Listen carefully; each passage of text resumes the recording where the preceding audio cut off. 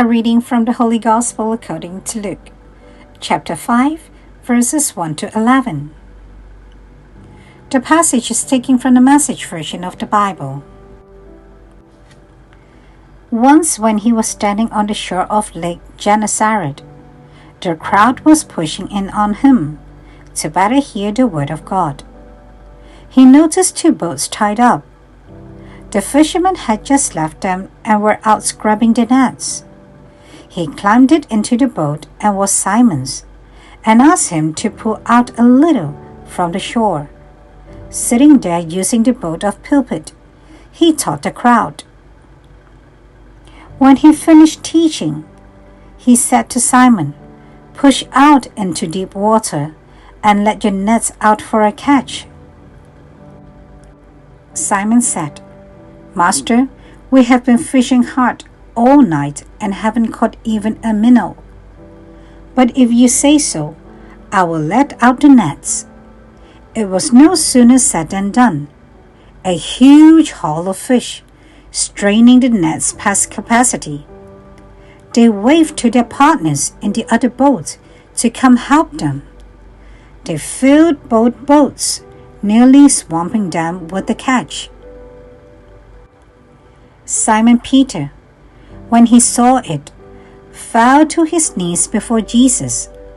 "Master, leave. I am a sinner and can't handle this holiness. Leave me to myself." When they pulled in that catch of fish, all overwhelmed Simon and everyone with him. It was the same with James and John, Zebedee's sons, co-workers with Simon. Jesus said to Simon, "There is nothing to fear. From now on, you will be fishing for men and women." They pulled their boats up on the beach, left them, nets and all, and followed him. The Gospel of the Lord. Good morning. Welcome to Coffee with God, and I am Father Joseph Matthew. Today, on the 4th of September, we reflect on the Holy Gospel according to St. Luke, chapter 5, verses 1 to 11. Put out into the deep. The Sea of Galilee, also called the Lake of Gennesaret, was the place where Jesus began a new chapter in his mission.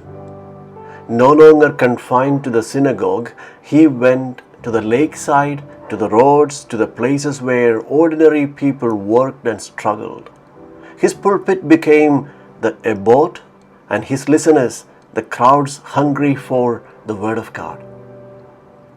It was there that the tired fishermen who had labored all night and caught nothing encountered Jesus. He asked them to go back out, to let down their nets again. And there, against all odds, came the great catch of fish. This story reveals the conditions for every miracle. First, the eyes that truly see. Jesus noticed what others overlooked. Where people saw only empty waters, he perceived abundance. Faith sharpens our sight, helping us discover God's presence where despair tells us nothing is possible. The second, the willingness to try again. How many of us stop just one step short of grace because we are weary, discouraged, or afraid of failure? Peter obeyed, even when it seemed pointless. And in that obedience, the nets were filled. The third, the courage to act when circumstances seems hopeless. Faith is not waiting for the perfect conditions. Faith means trusting the word of Jesus even when everything tells us it won't work. Peter's first reaction was humility. "Leave me, Lord, for I am a sinful man." But Jesus does not leave. He calls. Do not be afraid. From now on, you will be catching people. The miracle of the catch is really the miracle of vocation.